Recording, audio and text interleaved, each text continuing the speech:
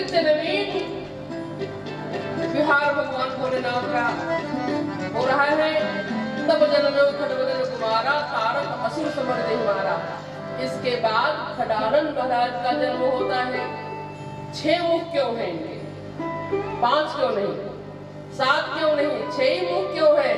क्योंकि 5 मुख पिताजी के, 1 मुख माता जी का।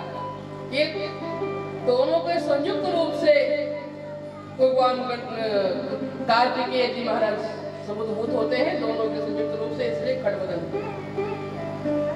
तब जन्मे खडबदन कुमारा तारक, तारकासुर का भगवान कार्तिकेय जी ने वध किया। अब एक दिन भगवान शंकर ने कहा कि पार्वती, घर में सत्संग होना चाहिए, घर में सत्संग होते रहना चाहिए।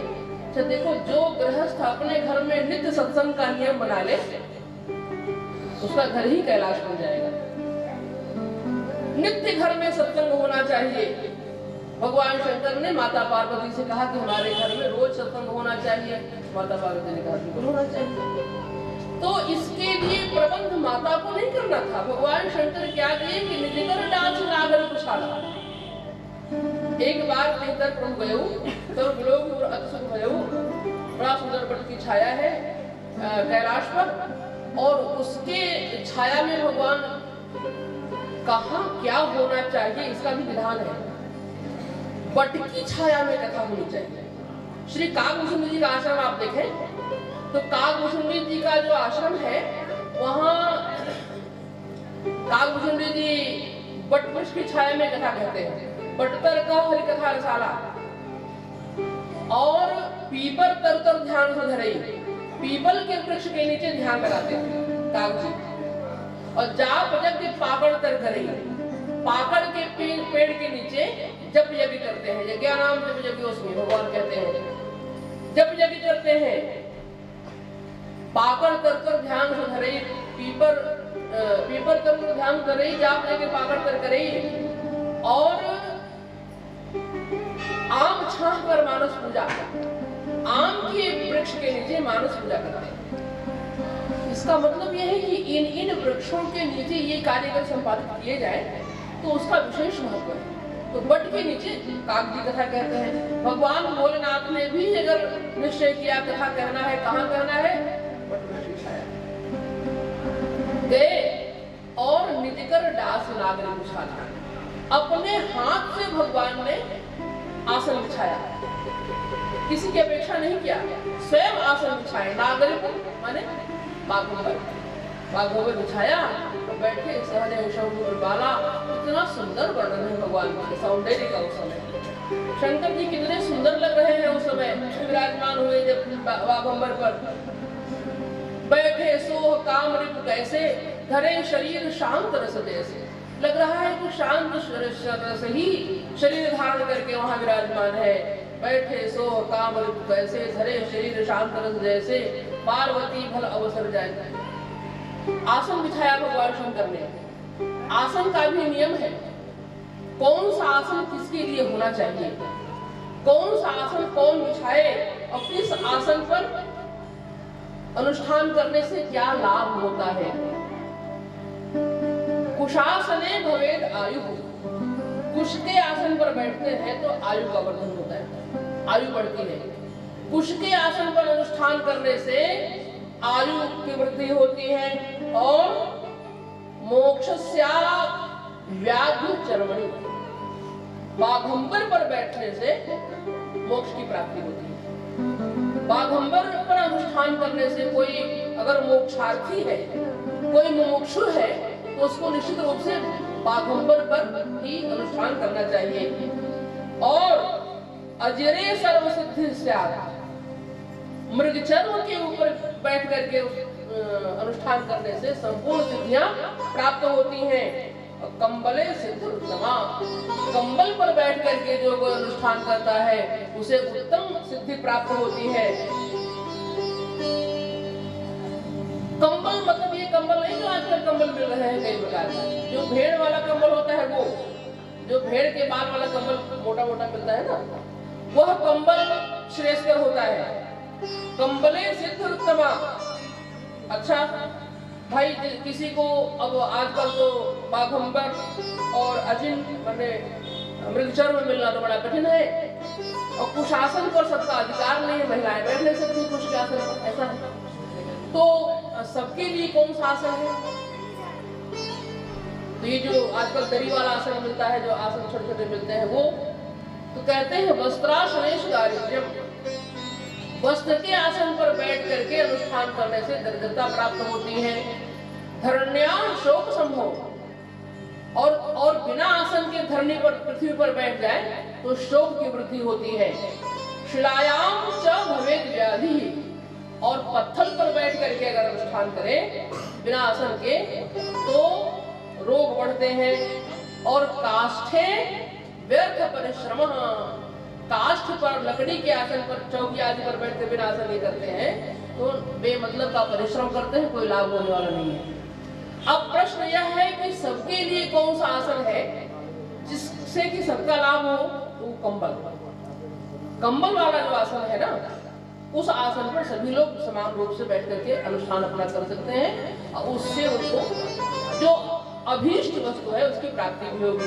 कोई सिद्धि चाहता है, कोई मोक्ष चाहता है, जो चाहता है उसको उसकी प्राप्ति होगी। भगवान शंकर व्याघ्रांबर पर विराजमान है, बाघंबर पर विराजमान है। बैठे सोह काम रिपु कैसे, धरे शरीर शांत रस जैसे, निष्कर दास नागर कुशाला। माता पार्वती आई, प्रणाम किया भगवान शंकर के चरणों में, बोले कुछ जिज्ञासा है मेरे मन में। भाई कथा कहने का, सत्संग का तो एक ही तरीका है, या तो कथावाचक स्वयं शुरू कर दे, हमें क्या बोलना है वह अपना निश्चित कर ले कि हमें क्या बोलना है, अथवा जिज्ञासु श्रोता बैठे हो उनमें से कोई कुछ पूछ दे, या पहले से निश्चित कर दिया आए लोगों ने कि हमें ये कथा सुनना है, श्रीमद् भागवत सुनना है, शिव पुराण सुनना है, महाभारत सुनना है, रामचरितमानस सुनना है, पहले से निश्चित है। तो जिज्ञासा, माता ने जिज्ञासा किया। माता पार्वती जिज्ञासा करती हैं, वो देखो प्रश्न करने का तरीका कैसा है। माता कहती है कि यद्यपि हमें अधिकार नहीं है, यद्यपि जोशिता नहीं अधिकारी, जोशिता को सबका अधिकार नहीं है सब कुछ सुनने कहने का, जोशिता माने स्त्री, यद्यपि जोशिता नहीं अधिकारी, लेकिन फिर भी इससे यहाँ ऐसा प्रतीत होता है कि अगर दासी है भगवान की तो भगवान अपनी ओर से अधिकार प्रदान करे तो उसे भी कोई दिक्कत नहीं है। माँ ने कहा यद्यपि जोशिता नहीं अधिकारी, पर दासी मन क्रम वचन तुम्हारी, और प्रभो गूढ़ तत्व साधु दुरावही, आरत अधिकारी जह पावही। बड़े बड़े साधु भी गूढ़ तत्व को छिपा नहीं पाते हैं अगर अधिकारी आर्त मिल जाए तो। और महाराज जास भवन सुरतरुतर होई, अभी मैं आपसे चर्चा कर रही थी सुरतरु की, सुरतरु सर्व संपदा। तो एक कल वृक्ष के नीचे थोड़े समय के लिए कोई चला जाए और कामना करने की हमको स्वर्ग की संपदा चाहिए तो प्रदान कर देता है, और किसी ने अपना घर ही बना लिया हो, कल्प वृक्ष के नीचे कोई अपना घर ही बना लिया हो तो कभी दरिद्र रह सकता है? नहीं रह सकता। पर माता पार्वती कहती है कि हम कैसे दरिद्र रह गए। जासु भवन सुरतरुतर होई, सहति दरिद्र जनित दुख सोई। दारिद्र का दुख वह कैसे सह सकता है जिसका घर ही हो कल्प वृक्ष के नीचे। शशिभूषण सहृदय विचारी, हरहु नाथ मम भ्रम भारी। शशिभूषण भगवान शंकर के लिए यहाँ शशिभूषण शब्द का प्रयोग किया। देखिए शोभा रानी बैठ जाओ, तो हमारे परम पूज्य गुरुदेव भगवान के शिष्या लोग हैं, हमारी सारी जी है, शोभा रानी है। तो कहते हैं कि माता पार्वती ने कहा शशिभूषण असहृदय विचारी, भगवान के लिए शशिभूषण शब्द का प्रयोग किया। माथे पर चंद्रमा है क्योंकि अमृत चंद्रमा से ही निकलता है ना, और आप जो कुछ बोलेंगे तो अमृत तो बोलेंगे, मुख से अमृत निकलेगा। और इसकी पुष्टि भी देखिए, इसकी पुष्टि भी हुई। कथा प्रारंभ हुई तो माँ ने कहा शशिभूषण असहृदय विचारी, हरहुनाथ मम मति भ्रम भारी। और जब कथा संपन्न हुई, कथा पूर्ण हुई, तो कहती है नाथ तवानन शशि श्रवत। उत्तरकांड में कथा सुधार रघुवीर, जिस आशा से मैं शशिभूषण से प्रश्न की थी वह मेरी कल्पना पूरी हो गई प्रभु। आपको शशिभूषण कहा था हमने इसलिए कि शशि से जैसे अमृत निकलता है वैसे ही आपके श्रीमुख से कथामृत की धारा निकलेगी और वह कथामृत का पान मैं करूंगी। तो बोली कि नाथ तवानन शशि श्रवत, आपके मुखचंद्र से जो कथा सुधा निकली उसको श्रवण पुटनि मन पान करि नहीं अघात मति धीर। श्रवण पुटों से पान करके मेरा मन तृप्ति का बोध नहीं कर पा रहा। तो शशि शब्द का प्रयोग किया मां ने। शशिभूषण असहृदय विचारी, हरहुनाथ मम मति भ्रम भारी। दो बातें हैं, एक तो आपके मुखारविंद से जो कथा सुधा निकलेगी वह सुधा होगी और शशि जो है सुधा श्रावी है। और दूसरी बात यह है कि शशि चंद्रमा जो है अंधकार को दूर करने में भी समर्थ है। चंद्रमा पूर्ण चंद्र जो है वह अंधकार को दूर करने में भी समर्थ है। तो माता कहती है कि हरहुनाथ मम मति भ्रम भारी, मेरे मन में जो भ्रम हो गया है उसका हरण कीजिए। अरे भाई, तुम्हारे मन में भ्रम तो पिछले जन्म में था ना, अब भी भ्रम है क्या? तो कहते हैं कि तब कर अस मोह बनाही, वैसा तो नहीं है, वैसा भ्रम अब नहीं है। अब तो राम कथा पर रुचि मन माही, श्री राम कथा में हमारी बड़ी रुचि है। फिर भी अगर कहीं अपराध हमसे हो जाए तो आप क्षमा करेंगे, क्षमा याचना मैं करती हूँ, ऐसा निवेदन करते हुए माता पार्वती ने भगवान शंकर से 14 प्रश्न किए। 14 प्रश्न किए, इतना सुंदर प्रश्न। उसी प्रश्न पर निर्गुण ब्रह्म सगुण बहुधारी, निर्गुण सगुण कैसे होता है? पुनि प्रभु कहो राम अवतारा, बाल चरित पुनि कहो उदारा, कथो कहो यथा जानकी विवाही, राज्य का स्वरूषण का ही आज्ञा ने प्रश्न किया। इसी प्रश्नों पर पूरी राम कथा आधारित। इसी के उत्तर में भगवान शंकर इतने प्रसन्न हुए, भगवान शंकर उनके प्रश्न को सुन करके अंतर्मुख हो गए। पहले तो कितने देर तक हर कथावाचक कथा के पहले थोड़ा अंतर्मुख होता है, भगवान का ध्यान करता है। तो शंकर जी भी ध्यान मग्न हो गए। इनका ध्यान जब लगता है तो छोटा मोटा ध्यान थोड़ा ना लगता है। 87,000 वर्ष की समाधि लगती है शंकर जी की, पर यहाँ तो मगन कथा कहना है ना, पूर्ण समाधिस्थ नहीं हुए, थोड़ा सा भीतर गए और मगन ध्यान रस दंड युग, 2 दंड तक भगवान शंकर ध्यान में मग्न हो गए। फिर मन बाहर की, पुनि मन बाहर की और रघुपति चरित महेश का हर्षित वर्णन किया। प्रसन्नता पूर्वक भगवान शंकर भगवान श्री राम के चरित्र का वर्णन करने लग गए। भगवान ने वंदना किया, बंदौ बाल रूप सोई राम। अच्छा, जैसे ही भीतर गए, जैसे ही भगवान शंकर ध्यानस्थ हुए तो भगवान शंकर के हृदय में प्रकट हो गए। कौन प्रकट हो गए? राम जी। अब के राम जी नहीं प्रकट हुए, हरहि राम चरित सब आए, हरहि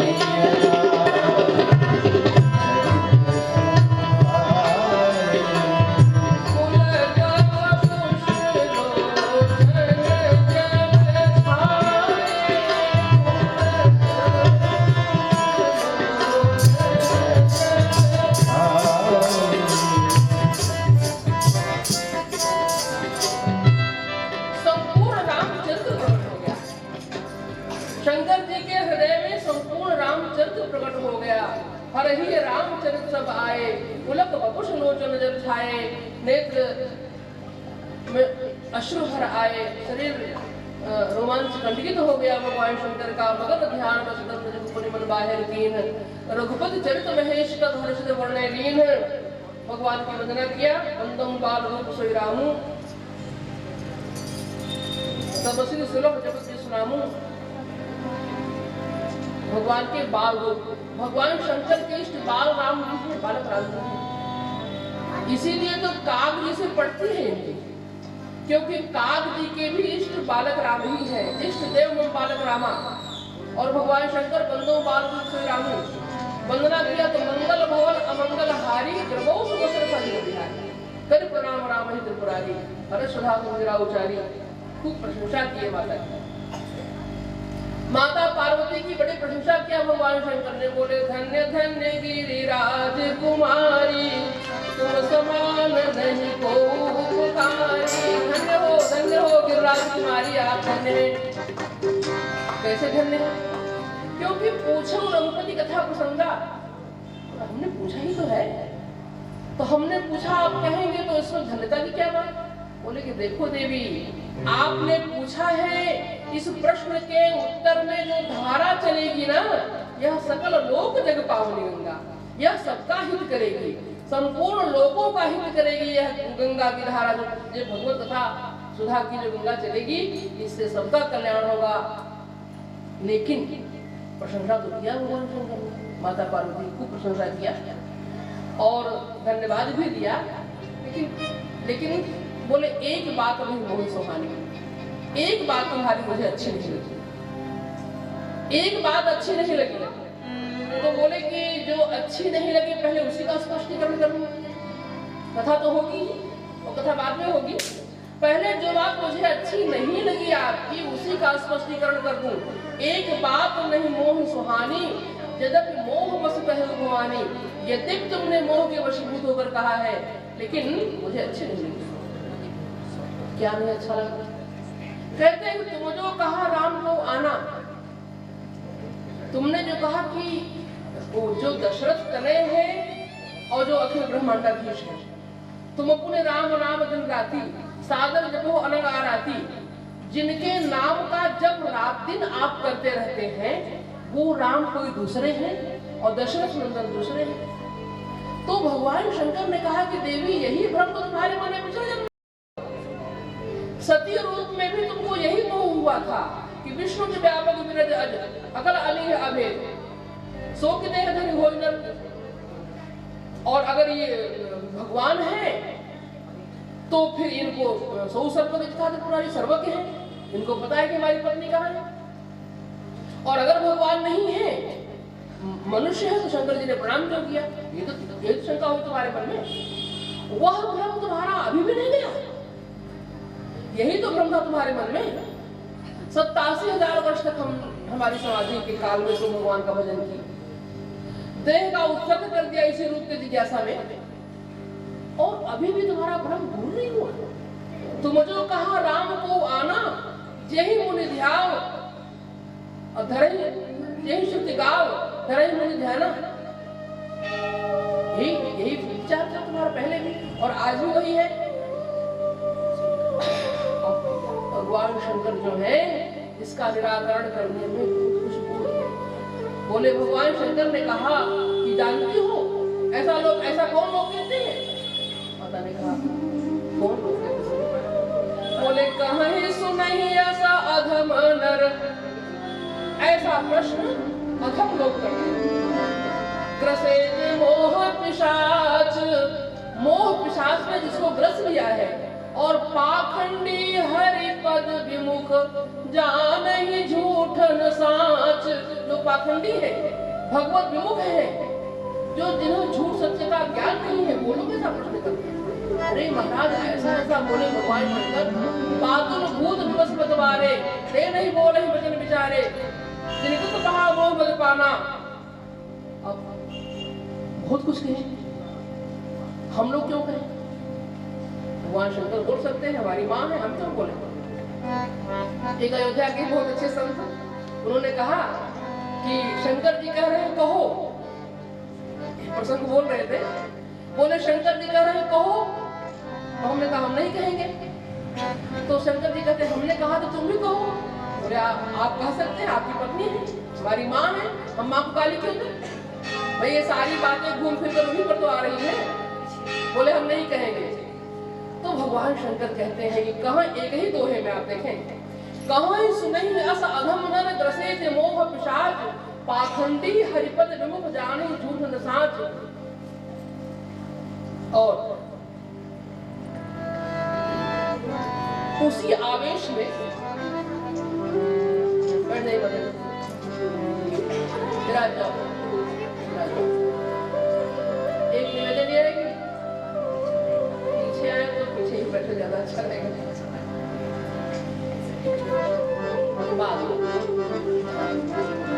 तो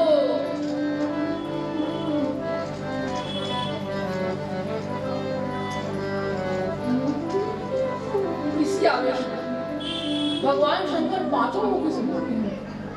आप पहली बार भगवान शंकर के 5 मुख हैं तो आप जानते ही हैं, जानते हैं भोलेनाथ के 5 मुख हैं, 55 है शिव। तो पांचों मुखों से एक साथ बोले हो, ऐसा प्रमाण मानस में से मिल रहा है।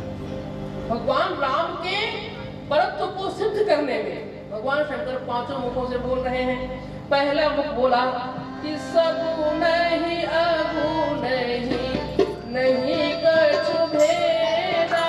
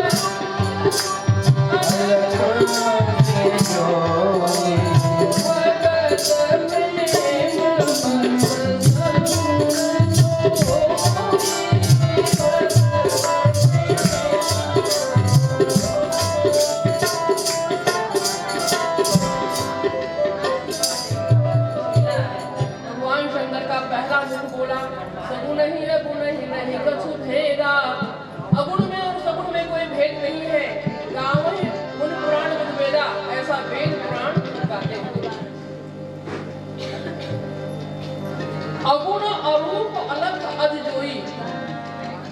जो अगुण है, अरूप है, अलग है और अज है, अजन्मा है। भगत प्रेम बस सगुण से होई, वही सगुण होता है। मतलब जो अगुण है वही सगुण होता है, ऐसा पहला मुख बोला।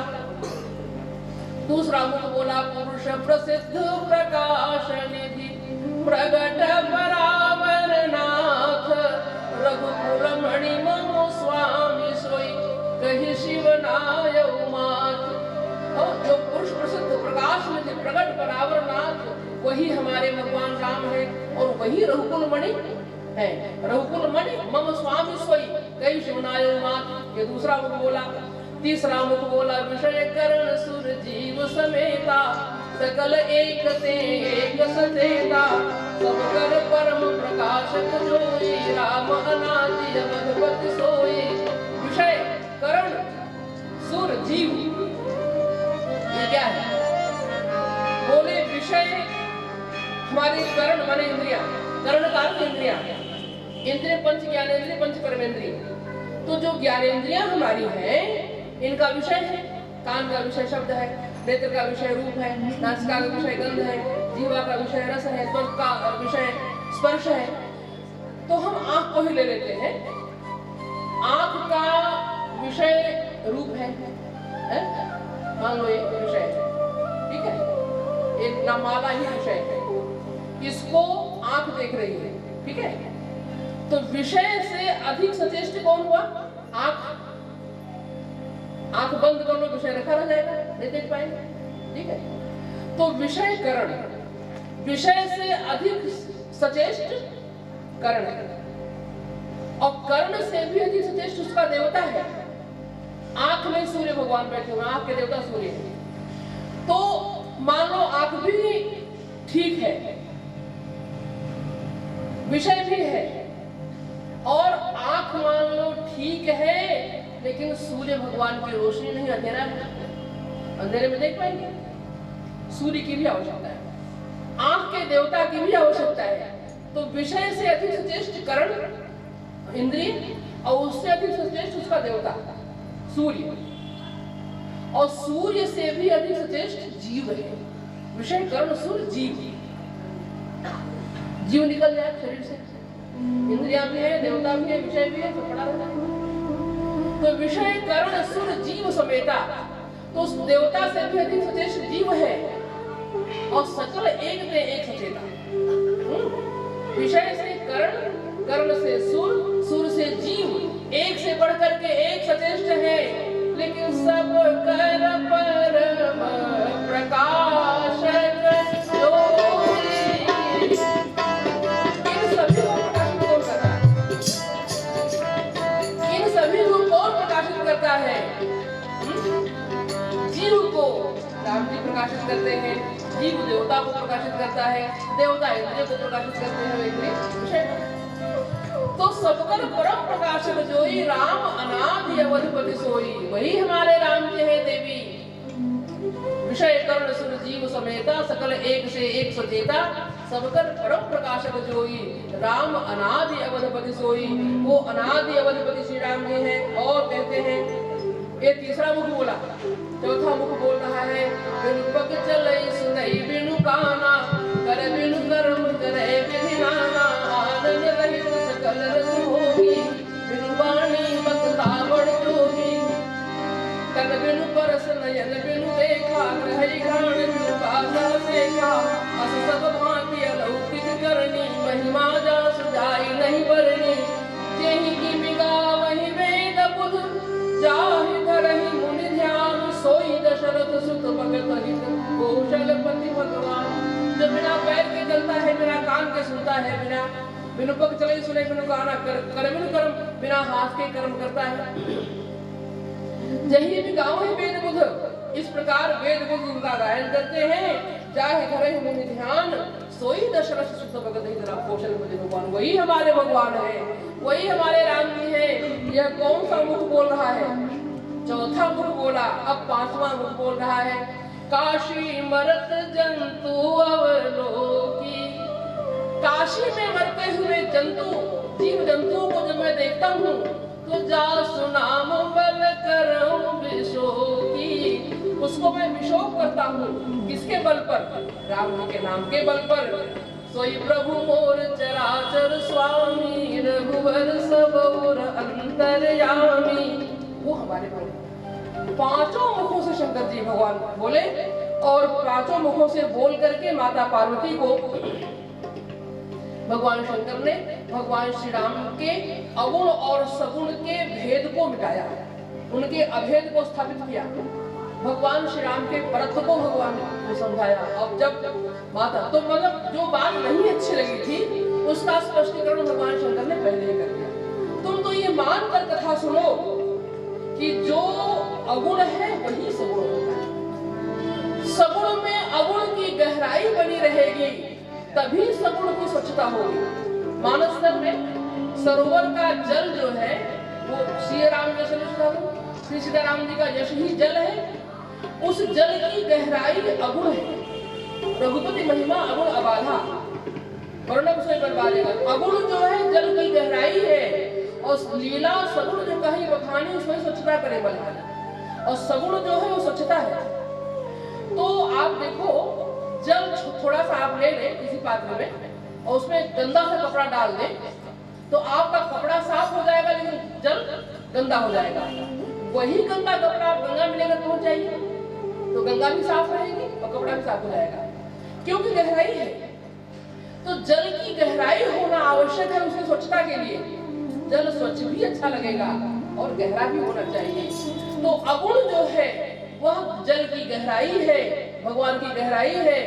यश की, भगवान के यश की गहराई जो है अगुण ब्रह्म है, और स्वच्छता जो है निर्गुण सगुण ब्रह्म है। तो जल का अगुण गहरा होना भी आवश्यक है और स्वच्छ होना भी आवश्यक है। इसलिए माता पार्वती को भगवान शंकर समझाते और कहते हैं कि ओह देवी, जो अगुण है वही सगुण होता है, स्पष्ट समझ लो। अब तो महाराज जैसे ही माता पार्वती के सामने भगवान शंकर ने भगवान श्री राम के परत्व का वर्णन किया, तब तो सुने शिव के भंजन बजना,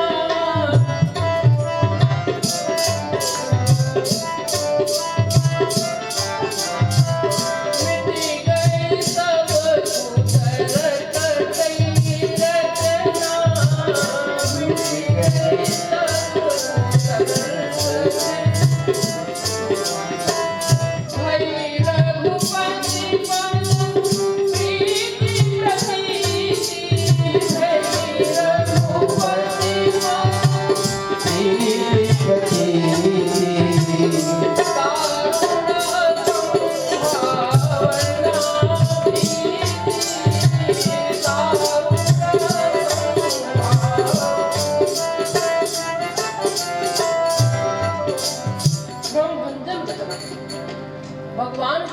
के ब्रह्मभंजक वचन को श्रवण करके माता की सारी कुतर्क अब मिटाए।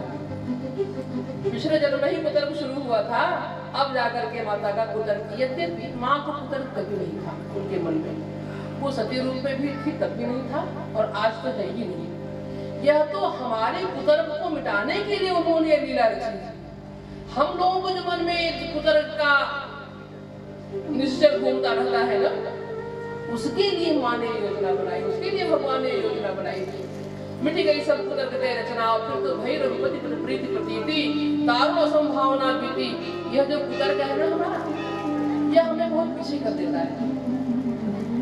हरिहर पद रति, यह कथा जो है वो किसके लिए लाभकारी है, किसके लिए हानिकारक है? बोले हरिहर पद रति मति न कुतर्की, जिसके हृदय में भगवान के चरणों में प्रेम हो और मति कुतर्की न हो, मति में कुतर्क न हो। हरिहर पद रति मति न कुतर्की, तिनका मधुर कथा रघुवर की। उनको ही भगवान की कथा अमृत के समान काम करती है, और जिनका कुतर्की दिमाग है, कुतर्की मन है, उनके लिए तो ये कथा सर्वथा ही हानिकारक है, लाभकारक तो है ही नहीं, क्योंकि हर बात में कुतर्क आगे खड़ा हो जाता है। ये ऐसा क्यों, ऐसा क्यों? कोई बात है। तो हरिहर पद रति मति न कुतर्की, तिनका मधुर कथा रघुवर की। आज माता के साथ भगवान शंकर के ब्रह्मवचन वचन सुन करके माँ के सब संदेह मिल गए। अब भगवान शंकर कहते हैं कि अब मैं तुमको कथा सुना रहा हूँ और हरि अवतार हेतु नहीं हुई। उन्होंने दूसरा प्रश्न किया था ना कि क्यों अवतार होता है। माँ का प्रश्न था कि अवतार राम जी क्यों धारण करते हैं, जो अगुण है वह सगुण क्यों होता है। तो भगवान शंकर ने कहा देखो, हरि अवतार हेतु नहीं हुई, किस कारण को लेकर के भगवान का अवतार होता है, इद मिथ्यम कही जाएगी। इद मिथ्यम मतलब यही कारण है भगवान के अवतार का, ऐसा कोई नहीं कह सकता है। कई कारण जब इकट्ठे होते हैं। अरे भाई, जब कोई थानेदार किसी अपने क्षेत्र में जाता है तो प्रोग्राम बनाकर जाता है, उधर जा रहे हैं, इस गांव को भी देख लेंगे, उस गांव को भी देख लेंगे, और उससे अधिक कलेक्टर जब कहीं जाए किसी गांव में तो उस एरिया का पूरा प्रोग्राम बना लेगा कि हमें ये भी निपटाना है, ये भी निपटाना है। और कदाचित राष्ट्रपति जी का प्रोग्राम मिल जाए तो राष्ट्रपति जी एक शहर में आएंगे तो उस शहर की समस्याएं होंगी, सबका समाधान करके जाएंगे। तो एक राष्ट्र के राष्ट्राध्यक्ष जब कहीं जाते हैं तो अनेक कार्यक्रम को लेकर के जाते हैं, सबको सुलझाते हैं। तो जो अखिल ब्रह्मांड के नायक जब एक ब्रह्मांड में भी किसी एक देश में भी किसी प्रदेश में, उस प्रदेश में भी किसी शहर में, किसी घर में जब आते हैं तो अनेक कार्यक्रम लेकर के आते हैं। जब जा ही रहे हैं, अच्छा तो कारण तो कोई मुख्य होगा उसमें, ये मिथ्यम नहीं है कि यही एक कारण है, लेकिन कुछ तो कारण होगा। तो बोले कि हाँ कारण है। क्या क्या कारण है? बोले यदा यदा हि धर्मस्य ग्लानिर्भवति भारत अभ्युत्थानम धर्मस्य तदात्मानं सृजाम्यहम् परित्राणाय साधूनां विनाशाय च दुष्कृतां धर्म संस्थापनार्थाय संभवामि युगे युगे। एक तो अधर्म का वृद्धि, अधर्म की वृद्धि और धर्म का ह्रास होता है तब भगवान आते हैं। इन्हीं दोनों श्लोकों में दो कारण बताए। यदा यदा हि धर्मस्य ग्लानिर्भवति भारत अभ्युत्थानम धर्मस्य तद आत्मानं सृजाम्यहम्। भगवान कहते हैं कि जब धर्म का ह्रास और अधर्म की वृद्धि होती है तब धर्म का ह्रास कैसे होता है? धर्म का ह्रास कैसे होता है? धर्म का ह्रास नहीं होता, धार्मिक भावनाओं का ह्रास होता है। धर्म पालन में आलस्य करने लग जाते हैं लोग, तो धर्म का ह्रास माना जाता है। यदा यदा हि धर्मस्य ग्लानिर्भवति। तो भगवान कहते हैं कि उस समय मैं आता हूँ। आप आते हैं? नहीं। तदात्मानं सृजाम्यहम्, तब मैं अपने आप को बनाता हूँ, मैं अपना सृजन करता हूँ। आत्मानं सृजाम्यहम्, और दूसरे श्लोक में संभवामि युगे युगे, हर युग में मैं आता हूँ। दोनों में अंतर क्या है? आत्मानं सृजाम्यहम् का अर्थ यह है कि मैं अपने आप को बनाता हूँ। किस रूप में बनाते हैं? अरे मैं अपने आप को शंकराचार्य के रूप में बनाता हूँ, शंकराचार्य के रूप में मैं धरती पर जाता हूँ। मैं अपने आप को रामानुजाचार्य के रूप में बनाता हूँ, मैं अपने आप को रामानुजाचार्य के रूप में बनाता हूँ, वल्लभाचार्य के रूप में बनाता हूँ, और इन आचार्यों के रूप में आकर के मैं धर्म की रक्षा करता हूँ। और दूसरे श्लोक में माने यह भी भगवान के स्वरूप है, भगवान ही इस रूप में आए हैं हमारे आचार्य के रूप में, हमारे आचार्य के रूप में भगवान ही प्रादुर्भूत हुए हैं, ऐसा भगवान स्वयं कहते हैं पदात्मानं प्रजापतिम्। और दूसरे श्लोक में कहते हैं परित्राणाय साधूनां विनाशाय च दुष्कृताम्, साधुओं का परित्राण करने के लिए, साधुओं की रक्षा करने के लिए और दुष्कृति का नाश करने के लिए। यहाँ दुष्टों का नाश करना नहीं कहा, दुष्कृति माने दुष्टता का नाश करना है। भाई दुष्टता समाप्त हो जाए तो वही व्यक्ति अच्छा हो जाएगा। तो भगवान दुष्टों का नाश, जैसे रावण का वध होने की ही बात नहीं थी, रावण का वध तो बाली भी कर सकता था उस समय का महाबलवान बाली, कोई भी कर सकता था उस समय। बलि ही जितने गयु को ताला राघव, बलि भी बहुत बलवान था। बलि के यहाँ तो छोटे छोटे बच्चे रावण को हैशाला में बांध कर रख दिए थे, तो कोई उसका वध कर सकता था, लेकिन रावणत्व का नाश करना था भगवान को। रावण का विनाश तो बड़े बलवान भी कर सकते थे उस समय के, लेकिन रावणत्व का नाश करना था, मतलब राक्षसत्व को नष्ट करना था, तो दुष्कृति का नाश करना है। भगवान कहते हैं परित्राणाय साधूनां विनाशाय च दुष्कृताम् धर्म संस्थापनार्थाय संभवामि युगे युगे। तब मैं स्वयं आता हूँ, जब साधुओं का परिरक्षण करना होता है, दुष्कृति का नाश करना होता है, तब मैं आता हूँ। यह एक कारण हुआ। और तो भागवतकार कहते हैं, श्रीमद् भागवत में कारण बताया गया भगवान के अवतार का। मर्त्यावतारस्तु यह मर्त्य शिक्षणम् रक्षो वधाये वन केवलम विभो। यहाँ तो स्पष्ट नहीं कर दिया, कहते हैं रक्षो वधाये वन केवलम विभो, केवल राक्षसों का वध करने के लिए भगवान नहीं आते हैं। तब तो कहते हैं कि मर्त्यावतारस्तु मर्त्य शिक्षण, मर्त्य शिक्षण के लिए, मतलब मनुष्यों को मनुष्यत्व की शिक्षा प्रदान करने के लिए भगवान का अवतार होता है, ये कारण होगा। और फिर जय विजय शापित हुए, उनका उद्धार करने के लिए, हरगण शापित हुए, उनका उद्धार करने के लिए, जलंधर रावण बना, उसका उद्धार करने के लिए, प्रताप भानु और मर्दन रावण कुंभकर्ण बने, इनका उद्धार करने के लिए अभी कारण है। और सबसे मजबूत कारण जिसको गोस्वामी जी महाराज मानते हैं, गोस्वामी जी महाराज कहते हैं कि सो केवल भक्तन हित लागी परम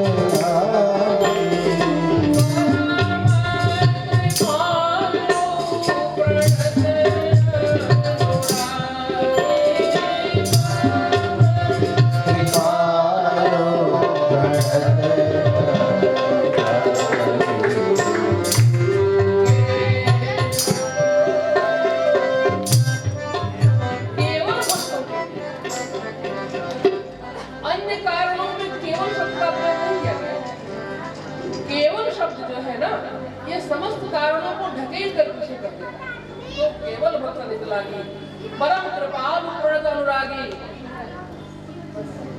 अच्छा, इसको स्वयं भगवान, यह तो गोस्वामी जी महाराज का उद्घोष है, सो केवल भक्त ने चला गया। अब राम जी से पूछा गया कि आप क्यों आते हैं, इन्हीं से पूछ लो, ये बता दे क्यों आते हैं, तो हम लोग आश्वस्त हो जाएंगे इसीलिए आते हैं। तो राम जी से पूछ दिया विभीषण जी ने, आप क्यों आते हैं? श्री विभीषण जी महाराज से भगवान श्री राम कहते हैं, ओहो विभीषण, तुम सारिखे संत प्रिय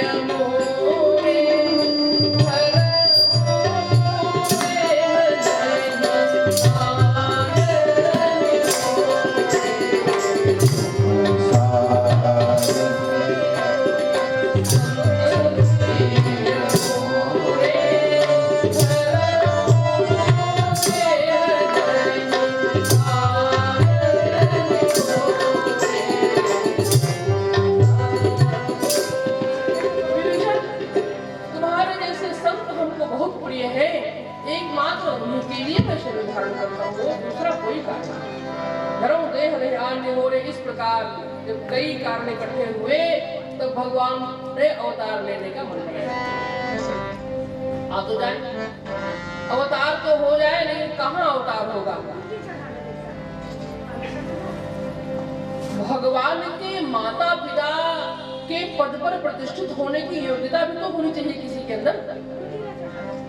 तो इसके लिए वर्णन आता है महाराज मनु और महारानी शत्रुपा ने बड़ी कठिन साधना किया। 23,000 वर्ष तक 23,000 वर्ष तक महाराज मनु महारानी शत्रुपा ने राज छोड़ करके कोई विषय भवन बसत भा चौथवन हृदय बहुत दुख लाग जन्म गए हरि भगत बिनु। देखो, दुख होना एक अलग बात होती है और दुख लग जाना एक अलग बात होती है। दुख लग जाएगा, कहते हैं आज उनकी बात लग गई। किसी की बात किसी को लग जाए तब निर्णय लेने में कठिनाई नहीं होती है, तुरंत निर्णय होता है। आज महाराज मनु को दुख लग गया, जन्म गए हरि भगत बिनु। बड़ा भागी है महाराज मनु, जो कि उन्हें यह दुख हुआ और हम लोगों को दुख लगता ही नहीं कभी कि जन्म गए हरि भगत। कहाँ भजन की ओर प्रवृत्ति होती है। जन्म गए हरि भजन बिनु और तुरंत राज्य का त्याग कर दिया, राज को छोड़ दिया, तुरंत अपने उत्तराधिकारी को राज्य सौंप करके और नैमिषारण्य की ओर महाराज मनु शत्रुपा जी के साथ चले। उन्होंने साधना किया 23,000 वर्ष तक कठिन साधना करने के पश्चात उस बीच में ब्रह्मा विष्णु महेश अनेक बार आए। फिर हरिहर तब देखिए 12 मनु समीप आए, बहु 12 मांगो वर बहु हाथ लभाए। बहुत प्रलोभन दिया कि वर मांगो, लेकिन महाराज मनु ने आंख खोलकर देखा नहीं। तब आकाशवाणी हुई, मांगो मांगो वर भई न भवानी। आकाशवाणी हो गई, मांगो वर मांगो, क्या चाहते हो? परम कबीर कृपामृत सानी, मृतक जियावन गिरा सुहाई। श्रवण रंध्र होई पुर जब आई। यह जो मृतक जियावनी वाणी थी, कान के माध्यम से होकर के जब हृदय में आई तो एक अलौकिक परिवर्तन हो गया। तो आप देखिए, जब ब्रह्मा विष्णु महेश मनु जी के पास आए तब उन्होंने भी कहा वर मांगो, यही शब्द तो कहा, लेकिन मनु जी आंख खोलकर देखे नहीं। और अब जब राम जी की आकाशवाणी होती है, राम जी आकाशवाणी करते हैं कि वर मांगो वर भई न भवानी, तब कैसे पता चला कि यह वाणी, इससे पहले वाली वाणी जो है वह ब्रह्मा विष्णु महेश की थी और अभी जो वाणी है यह हमारे प्रभु की वाणी है, हमारे आराध्य की है, जिनको मैं चाहता हूँ। एक परिवर्तन हो गया। इसके पहले महाराज मनु अस्थि मात्र हो रहे शरीर, हड्डी का ढांचा भर बचा था शरीर में। ब्रह्मा विष्णु महेश ने कहा वर मांगो, आए वर मांगने के लिए कहा, लेकिन शरीर में परिवर्तन नहीं हुआ।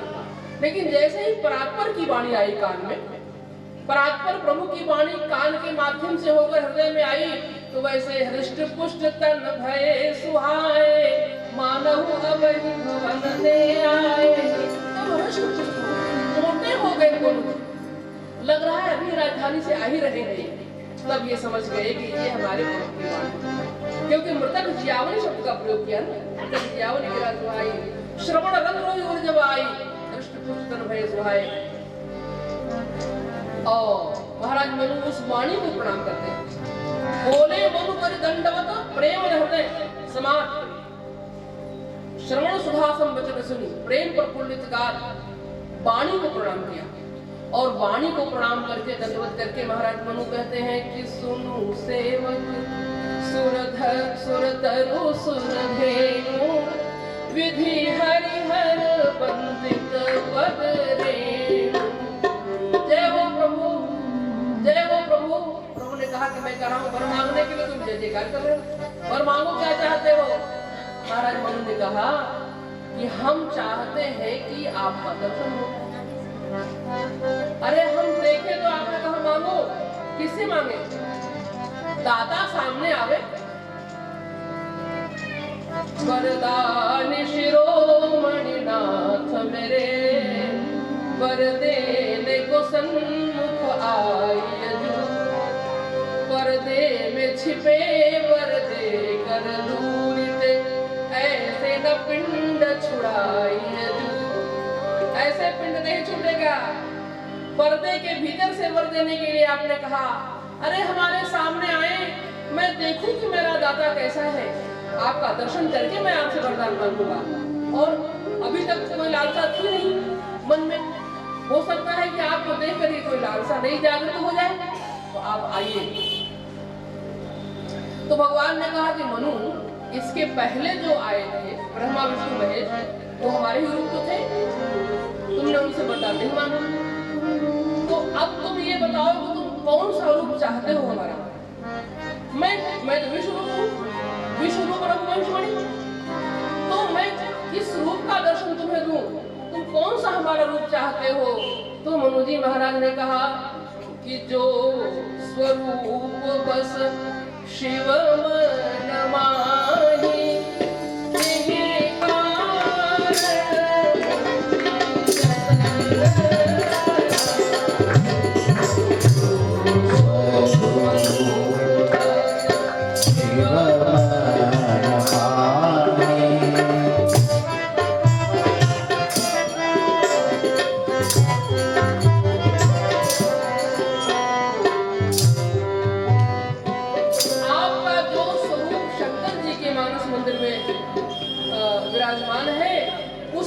मुझे दर्शन कराइए।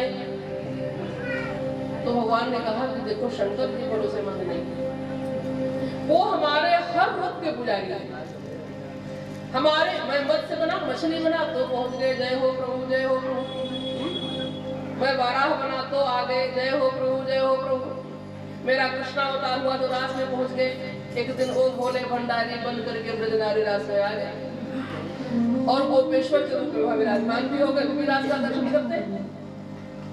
और जब मेरा मोहिनी अवतार हुआ तो उस समय दर्शन नहीं कर पाए थे, क्योंकि विषपान किए थे ना। तो विषपान के कारण भगवान शंकर भगवान के मोहिनी रूप का दर्शन नहीं कर पाए। उस समय दूसरी अवस्था थी। तो बाद में पता चला कि कोई इनका मोहिनी अवतार हुआ था। तो भगवान शंकर ने कहा कि आपका मोहिनी अवतार हुआ था, सुना है? हाँ, हुआ तो था।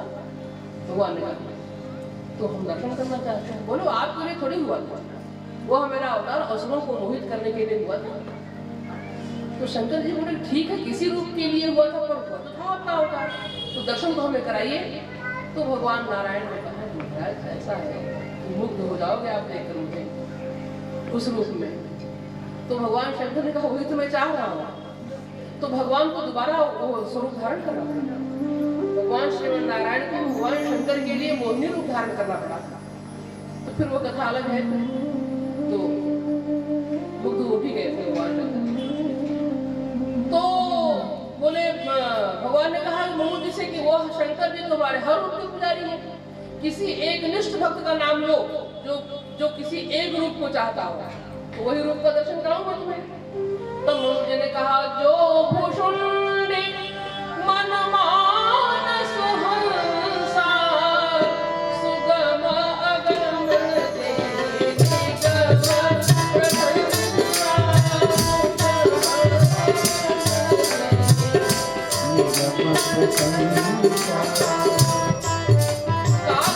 जी के हृदय में जो स्वरूप आपका रहता है, उस रूप का दर्शन करना चाहता हूँ।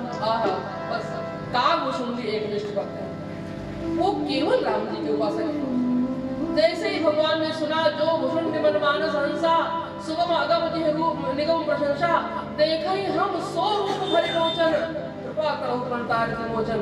सुनते ही भगत वचन प्रभु कृपा निधाना, विश्वास प्रगटे भगवाना। नील सरोरुह नीलमणि, नील नीरधर श्याम, लाजहि तन शोभा निरखी। कोटि कोटि शतकाम, 3 उपमाएं दिया। नील सरोरु, नील कमल के समान, नीलमणि, नीलमणि के समान, और नील सरोरु श्याम, नीले बादल के समान। तो 3 उपमा देने की क्या आवश्यकता है? सबका रंग तो एक ही है। अरे इनका तो उपमा ही नहीं दी जा सकती है। श्री सूरदास जी महाराज कहते हैं, श्याम सो काहे की पहचान। श्याम से किस रूप से प्रीति करें? पल पल छिन्न न रहते वह मूर्ति जो कीजिए रख जाए। अब आप देखो, अन्य स्थान की बात छोड़ो, मानस में ही कई उपमाएं दी गई है भगवान की। दूर्वा दलत युक्तम करुणाब्ध नेत्रम, दूर्वा के समान श्याम बना है। अब बताइए, दूर्वा और नीलकमल का रंग एक ही होता है? अलग अलग होता है। दूर्वा हरी होती है, गहरा हरा जो है। उतर नहाए जमुन जल, जो शरीर सम श्याम, जमुना जी का जल जैसा है वैसा श्याम रंग है। जमुना का रंग अलग है, नील सरोवर का रंग अलग है। तो भगवान, अच्छा इतना ही नहीं, एक बार तो गोस्वामी महाराज कहते हैं केकी कंठाभ नीलम सुरवर में, उत्तरकांड के प्रारंभ में, केकी कंठ श्यामल अंगा। केकी कंठ माने मोर का, मोर के कंठ में जो नीला, गाढ़ा नीला होता है। कितने गाढ़े हैं ये, गाढ़ा नीला होता है। तो अलग अलग, तो अलग एक ही प्रसंग में 3 उपमाएं क्यों दी गई? नील सरोवर, नील सरोवर और नीलमणि, दोनों का रंग एक ही होता है, नील कमल और नीलमणि का। पर गोस्वामी जी महाराज का अभिप्राय, या हमारे जो पुराणकार शास्त्रकार हैं जिन्होंने देखा भगवान को, तो उनका अभिप्राय विनियोजन शब्दों का है। नील सरोवर दे दिया, नील कमल के समान है। तो नील कमल में कोमलता तो होती है लेकिन प्रकाश नहीं होता है। तो नील कमल के समान तो कोमल है ये। फिर उपमा दिया नीलमणि, नीलमणि के समान प्रकाश है। नीलमणि प्रकाश पुंज तो है लेकिन कोमलता नहीं नीलमणि में है तो पत्थर को। इसलिए नील सरोवर नीलमणि, 2 उपमा दी। नील कमल के समान कोमलता है और नीलमणि के समान प्रकाश है। चलो प्रकाश भी हो गया, कोमलता भी आ गई, लेकिन रसवर्षी नहीं है, ये शुष्क है। हाँ शुष्क तो है, तब नील निर्धर श्याम, नील निर्धर श्याम, निर्धर के समान श्याम जो है वो रसवर्षी है, बादल के समान, बादल के समान। इस प्रकार से भगवान का दर्शन होता है। श्री मनु जी महाराज को एक एक बात को बोले तो बहुत लंबा हो जाएगा, इसलिए हमको प्रसंग में आना है। तो महाराज मनु ने नख सिख भगवान का दर्शन किया, नख से शिव तक भगवान का दर्शन किया। निहाल हो गए, एक टक देख रहे, एक टक भगवान को देख रहे हैं। तो भगवान ने कहा कि जो चाहते हो मांगो और हमें छुट्टी दो। तो मनु जी ने कहा कि मांगने की तो सोचा नहीं हमने। तो भगवान ने कहा तो हम ऐसे खड़े रहे। मनु जी ने कहा कि प्रभु मैं 23,000 वर्ष से खड़ा हूँ, 23,000 वर्ष से मैं खड़ा हूँ आपकी प्रतीक्षा में, और आप थोड़े समय में कहते हैं कि जल्दी हम कब तक खड़े रहे। तो भगवान ने कहा कि मेरा दर्शन अमोघ है, जो चाहो सो मांगो। तो महाराज मनु ने कहा कि अभी तक अभिलाषा तो नहीं थी, कोई सोचा नहीं था हमने कुछ मांगना है। अब आपको देख करके एक नई नई अभिलाषा जागृत हो गई है। भगवान ने कहा सुनो मनु, फिर पढ़ाई मत करना। दानी शिरोमणि महादानी अनुमानी, मांगो वर जो भाव मन महादानी अनुमानी, मैं महादानी हूँ ऐसा समझकर मांगो जो मांगना हो। तो महाराज मनु ने कहा जब आप महादानी है तब भी मेरे सामने तो बड़ी कठिनाई है आपसे मांगने में। अब क्या कठिनाई है जब मैंने बुला कर दिया तो महाराज मनु कहते हैं कि कठिनाई इस बात की है कि यथा दरिद्र नकुल करुपाई, कोई दरिद्र अगर सुरतरु के कल वृक्ष के नीचे चला जाए तो मांग ही नहीं पाएगा। क्योंकि उसकी कल्पना ही उतनी नहीं होगी क्या मांगेगी, कितना मांगे।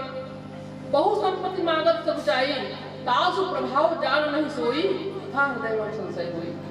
क्योंकि कल्पवृक्ष के प्रभाव को नहीं जानता है वो कि कितना दे सकता है वो, इसलिए वो मांगने में संकोच करता है। तो मुझे भी लगता है कि मैं क्या ऐसा मांगू। तो भगवान ने कहा,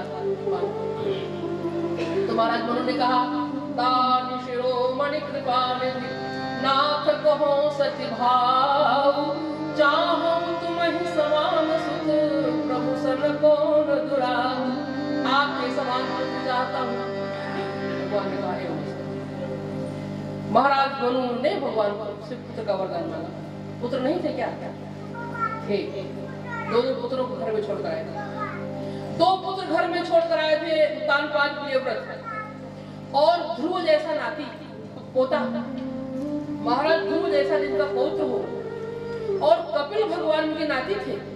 देवहूति इनकी बेटी, इनके पुत्र थे कपिल महाराज। ऐसा भरा पूरा परिवार छोड़कर आए, फिर पुत्र मांग रहे हैं। चाहो तुम्हें सवाल पुत्र तो थे, आदर्श पुत्र थे, आदर्श पौत्र था, लेकिन भगवान नहीं थे। अब ये भगवान को क्यों मनु थे? मनु है ना, मनोर्भव मानवा। हम सब मनु की संतान हैं, मनु से ही उत्पन्न हम लोग हैं। तो मनु का यह दायित्व था, हर पिता का यह दायित्व होता है कि अपने पुत्र को सन्मार्ग में लगाए। तो महाराज मनु एक ऐसा पुत्र चाहते थे जो समाज को अपने आचरण के द्वारा शिक्षा दे, सबको महामानव बनाए। शौचमिंद्रिय निग्रह, धीर विद्या, सत्यम क्रोधो, दशकम धर्म लक्षणम। ये जो धर्म के 10 लक्षण है, इन 10 लक्षणों से परिपूर्ण पुत्र चाहिए था उनको। तो भगवान ही हो सकते हैं, इसलिए भगवान को पुत्र रूप में मांगा। भगवान ने एवं वस्तु कहा। अब भगवान के आने की तैयारी होने लगी। इधर महाराज बीच में गोस्वामी महाराज कहते हैं, बीच में जो कथा छूट गई थोड़ी सी, अवधपुरी रघुकुल मणि राहु, वही महाराज मनु अयोध्या नरेश के रूप में प्रकट होते हैं। महारानी शत्रुपा कौशल्या जी के रूप में अयोध्या में प्रतीक्षा कर रहे हैं। प्रतीक्षा करते करते चौथापन आ गया। चौथापन का मतलब, आज जो मनुष्य की उम्र की का प्रमाण है 100 साल का, मैंने 125 का है, लेकिन 100 जीते हैं। तो 25 ब्रह्मचर्य, 50 गृहस्थ, 75 वानप्रस्थ और 75 के बाद चौथी अवस्था। तो आज के अनुसार चौथी अवस्था 75 के बाद आएगी, आती है। और उस समय 60,000 वर्ष के बाद चौथी अवस्था मानी जाती है। महाराज दशरथ 60,000 वर्ष के हो गए हैं।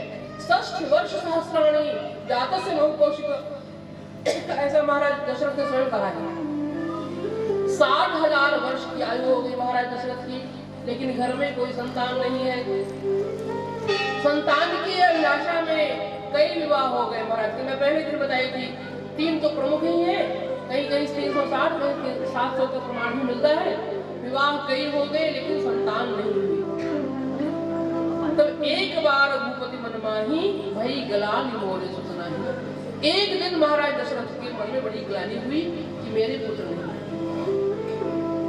मोरे सुत नाही, मोरे सुत नाही का मतलब कि मेरे बंधु बांधवों के सुत है, मेरी प्रजा के भी सुत है, लेकिन केवल मेरे सुत नहीं।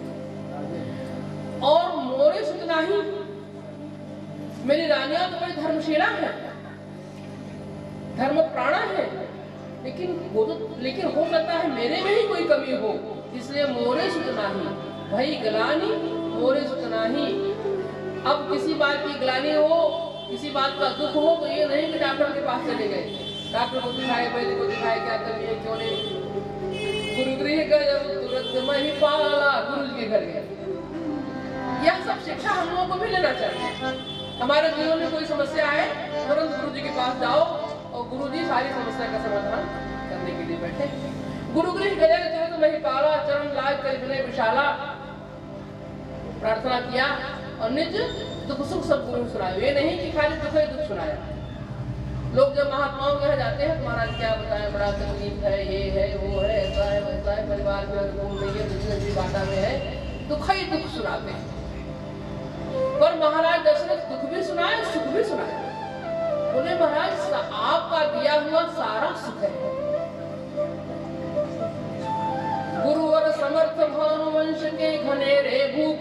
कीन्ही है कृपा जो अपने कृपा योगदान से। हे सदगुरुदेव भगवान, आपकी कृपा से रघुवंश में, सूर्य वंश में कोई कमी किसी को नहीं रही। पर अब यही है कि आनंद सुनना है महाराज, संतान की अभिलाषा से आया हूँ। तो महाराज महर्षि वशिष्ठ ने कहा कि राजन, सुत तो पहले हो गए होते आप, पुत्र तो पहले ही हो गए होते आपको, लेकिन आपके मन में अभिलाषा ही नहीं जगी थी अभी तक। अब आपके मन में अभिलाषा जगी है चौथे पल में। तो विश्वास रखो कि चौथे पल में अभिलाषा जगी है तो वह ईश्वर 4 रूप में आएगा आपके पास। धरहु धीर पुण्य सुखचारी और त्रिभुवन भगत व्यवहारी।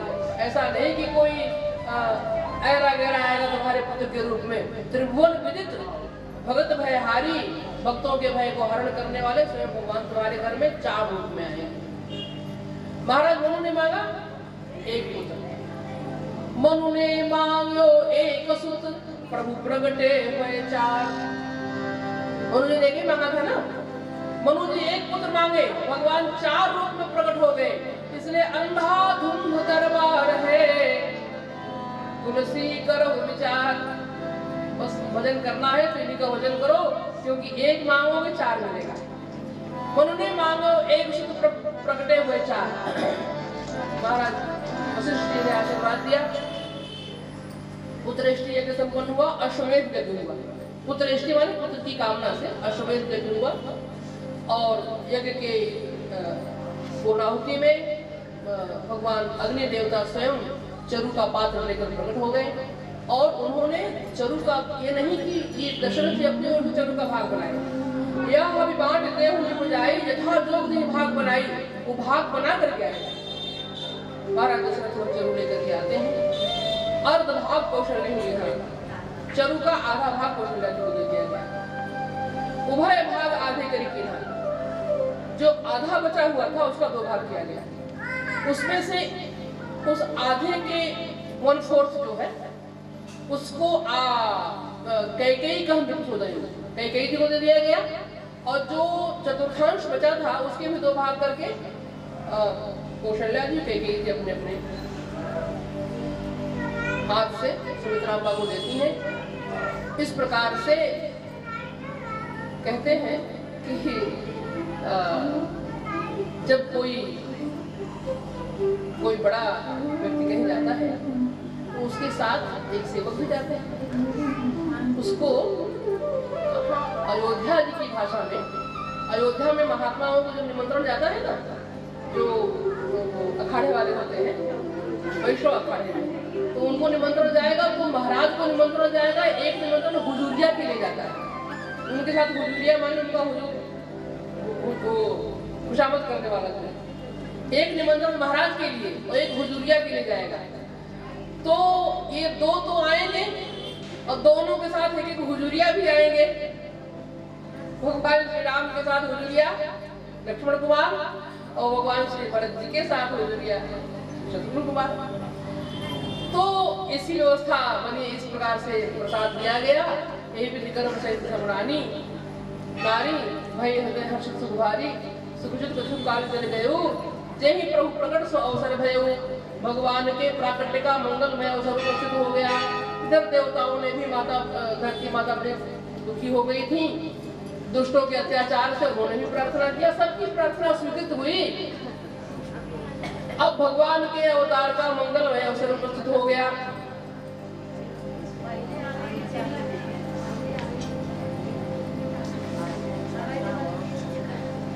कैसा अवसर उपस्थित हुआ?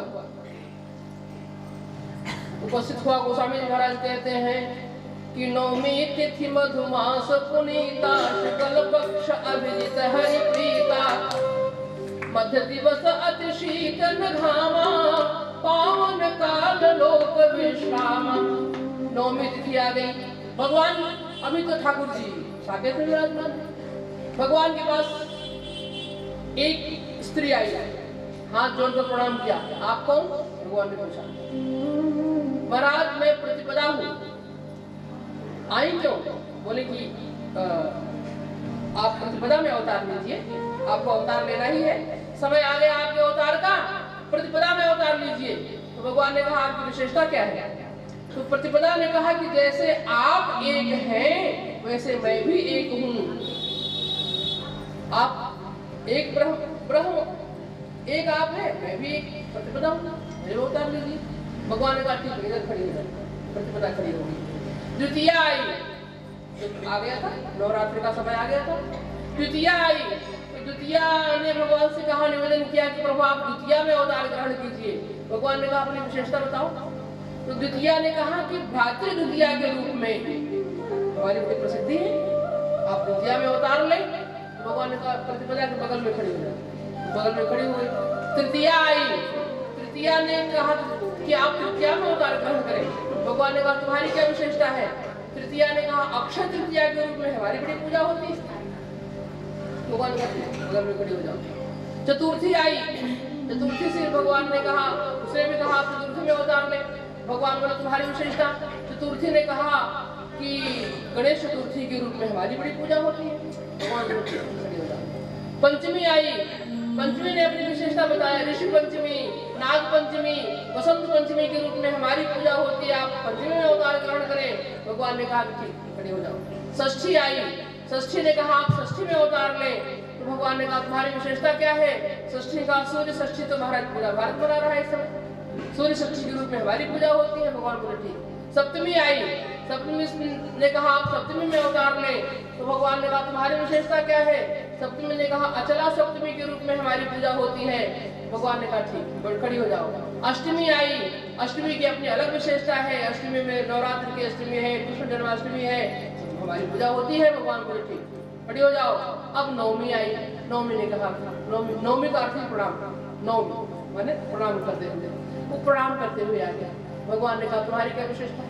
अब कोई विशेषता नहीं, मैं रिक्ता हूँ, मेरा सबने त्याग कर दिया है, मुझे कोई स्वीकार नहीं करता है।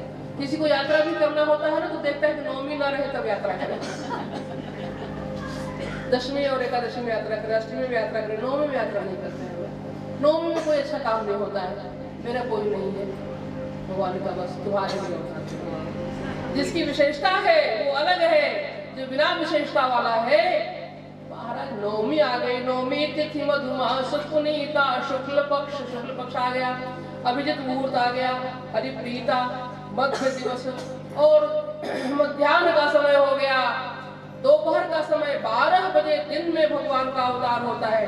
ठीक 12 बजे दिन में राम जी का अवतार और ठीक 12 बजे रात में भगवान कृष्ण का अवतार। इस पर भगवान श्री राम के जो भक्त हैं वो लोग कभी कभी व्यंग भी करते हैं कि भाई राम जो दिन दहाड़े काम करना था उसमें राम जी आए दिन दहाड़े, और रात वालों को समझ लो आप, रात वाले जो आते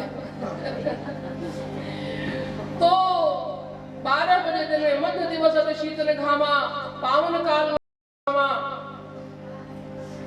शीतल मंद सुरभि बहबाऊ, हर्षित सुर संतन मन जाऊ, शीतल मंद सुगंध वायु संचरित होने लग गई। देवता लोग प्रसन्न हो गए, ऋषि प्रसन्न हो गए, मुनि प्रसन्न हो गए। बरसई सुमन सुमंजुली साजी, गह गही गगन दुंदुभी बाजी।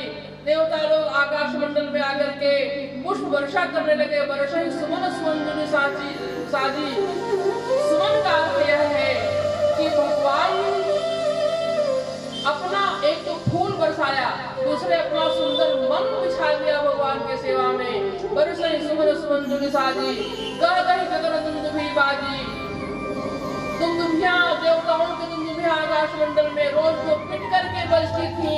आज उन्होंने सोचा कि हमारे मालिक आ रहे हैं तो बिना पिटे बज जाना चाहिए। बिना पिटे गह गही गगन दुंदुभी बाजी। इस प्रकार सुर समूह विनती करी देवता लोग आ गए। देवता लोग आ गए भगवान की गर्भस्तुति करने के लिए। सत्य प्रथम सत्य परम सत्यम भागवत में। और यहाँ देवता लोग आ गए भगवान की स्तुति करने के लिए। सुर समूह विनती करी पहुँचे निज निज धाम। ये क्या बात है? भगवान आ रहे हो, तुम जा रहे हो? भगवान आ रहे हैं, देवता जा रहे हैं। कहाँ चले गए देवता लोग? अपने अपने धाम। अरे नहीं, इनका धाम बना हुआ है। भगवान की शरीर ही में इनका स्थान बना हुआ है। जो जिसका जो स्थान था वो सारे देवता अपने अपने स्थान में जाकर समाहित हो गए। सुर समूह विनती करी पहुँचे निज निज धाम। जगनिवास प्रभु प्रगटे अखिल लोक विश्राम। सारे ऋषि मुनि अपने अपने आश्रमों में बैठ करके भगवान से प्रार्थना कर रहे हैं। आविर्भव प्रभु आविर्भव। एहि इसी बीच में भगवान प्रकट हो गए। भय प्रगट कृपाला दीन दयाला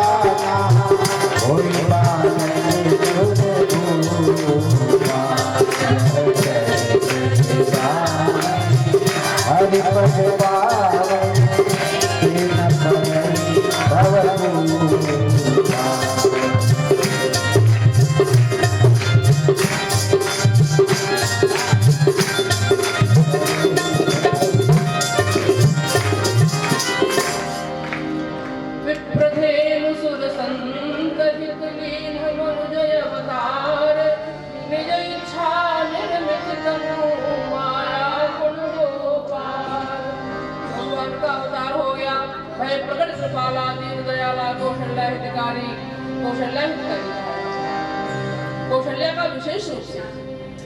इसीलिए भगवान जब जब दर्शन कराए अपने विराट रूप का तो कौशल्या अम्बा को दर्शन कराए। देख रहा हुआ माता ज्ञान प्राप्त किया है इन्होंने भगवान को। तो कौशल्या हितकारी हर्षित महतारी मुनिमनहारी अद्भुत रूप निहारी लोचन अभिरामा तनु घनश्यामा निज आयुध गुलचारी चतुर्भुज रूप में भगवान आ गए। अम्बा कौशल्या के दूसरे काम में भी भगवान आकर खड़े हो गए।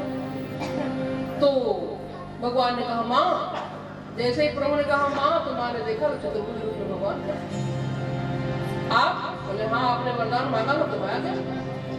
तो आपको इस रूप में मैंने मांगा था। कल ही अयोध्या में शोर मच जाएगा कि कौशल्या ने पुत्र पैदा किया है कि पहाड़ पैदा किया। इतना बड़ा पुत्र किसी को होता है तो क्या करेगा? बड़े छोटे हो आप, छोटे बन जाइए। तो भगवान माँ के लिए तो आए थे, माता पिता के अभिलाषा को पूर्ण करने के लिए ही भगवान आए थे। तो भगवान छोटे होने लगे। छोटे होते होते जब दो भुजाएं गायब हो गई, शंख चक्र गदा पद्म भी गायब हो गया भगवान का, और छोटा स्वरूप शिशु का स्वरूप कीजिए शिशु लीला मां ने निवेदन किया, कीजिए शिशु लीला। अरे आपका यह रूप तो कई बार हमने देखा था, आप वो चतुर्भुज रूप में कई बार दर्शन दिए, मैं तो शिशु लीला के लिए आपसे निवेदन कर रही थी, कीजिए शिशु लीला अति प्रियशीला, यह सुख परम अरूपा, बालक बन जाएगी, छोटे बालक नहीं शिशु बन जाएगी। आपकी शिशु लीला हम देखना चाहते हैं, तो भगवान शिशु बन गए। तो माँ ने कहा कि भगवान ने कहा अब भूख लगी कुछ खिलाओ, बहुत भूख जाया। माँ ने कहा कि तुम्हारे जैसे बच्चे पैदा होकर भोजन थोड़े मांगते हैं, तो क्या करते हैं बच्चे? माँ ने कहा रोते हैं, रो। माँ ने भगवान ने कहा कि भैया रोना तो विपत्ति में आता है, कौन सी विपत्ति आ गई कि मैं रोऊं? माँ ने कहा कि लाल रोना तो पड़ेगा, क्योंकि आपकी आगे की जो लीलाएं हैं सब रोने वाली ही लीलाएं हैं। विवाह तक ही हंस पाओगे लाल, इसके बाद सब लीलाएं रोने वाली है, इसलिए रोने का अभ्यास करो, रोना पड़ेगा तुमको। सुनी वचन सुजाना रोदन ठाना, अब रो रहे तो चुप ही नहीं हुए। तो माँ ने कहा चुप हो जाओ, तो बोले आपने तो कहा था रो। तो आप माँ ने कहा कि छोटे बच्चे जब जन्म लेते हैं तो रुक रुक कर रोते हैं, आपकी तरह थोड़ी ठान दिया तो चुप ही नहीं हो रहे हैं। तो भगवान ने कहा कि और बच्चों को कम रोना पड़ता है, हमको अधिक रोना है संसार में आकर के, ठान दी रोदन ठाना कोई बालक स्वरूपा, यह कोई बालक स्वरूपा भगवान को आगे धरती पर। तो भगवान का पद खाली हो गया। काशी के बड़े अच्छे विद्वान पुकार करते हैं मदन मोहन जी कि बोले कि भाई ये जब भगवान यहाँ आ गए तो भगवान का पद खाली हो गया, वहां कौन बैठेगा? तो कहते हैं कि भजन गुजाना रोदन खाना होई बालक स्वरूपा, तो यह चरित्र दिखावे हरिपद पावा।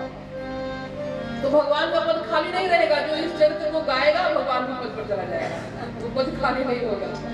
हम लोग भगवान के पद पर जाएंगे, भगवान धरती पर आकर लीला कर रहे हैं। यह चरित्र दिखावे हरिपद पावे तेन परे भवकुपा, इस प्रकार भगवान का अवतार हुआ। माँ ने कहा कि रो। यहाँ राजमहल का कोना कोना हजारों वर्ष से सुना पड़ा हुआ है। यह राजमहल का कोना तरस रहा था किसी बच्चे का रुदन सुने, इसलिए माता कौशल्या को बुलाना नहीं पड़ा किसी को। भगवान के अवतार के बाद मैया को बुलाना नहीं पड़ा किसी को। सुनी शिशु रुदन परम प्रिय माता, लाल जी का रोना सुन करके सब दौड़ी दौड़ी चली आई। सुनी शिशु रुदन परम प्रियवानी, संभ्रम चली आई सब रानी, सारी रानियां सारा राजमहल तरस रहा था शिशु का रुदन सुनने के लिए। जब रुदन सुना तो सब के सब दौड़ करके आ गई। सुनी शिशु रुदन परम प्रियवानी, संभ्रम चली आई सब रानी। इधर महाराज दशरथ को खबर गई, दासी आई, दासी ने कहा महाराज की जय हो। महाराज दशरथ ने कहा कहो क्या खबर लाई हो, क्या सुसमाचार लाई हो। दासी ने कहा महाराज बड़ी महारानी कौशल्या अम्बा ने एक सुंदर लाल को जन्म दिया है। अहो जैसे ही महाराज दशरथ ने सुना, दशरथ पुत्र जन्म सुनिकाना मानव ब्रह्मानंद समाना। ब्रह्म ही तो आए हैं घर में, ब्रह्मानंद तो होगा ही महाराज दशरथ को। महाराज दशरथ को ब्रह्मानंद की अनुभूति हुई, ब्रह्म आ गए हैं, ब्रह्मानंद की अनुभूति हुई महाराज दशरथ को। और अपना नौलखा हार गले से निकालकर उस दासी को महाराज ने दे दिया। इसके बाद अवध में आनंद भयो जय रघुबर लाल की, अवध में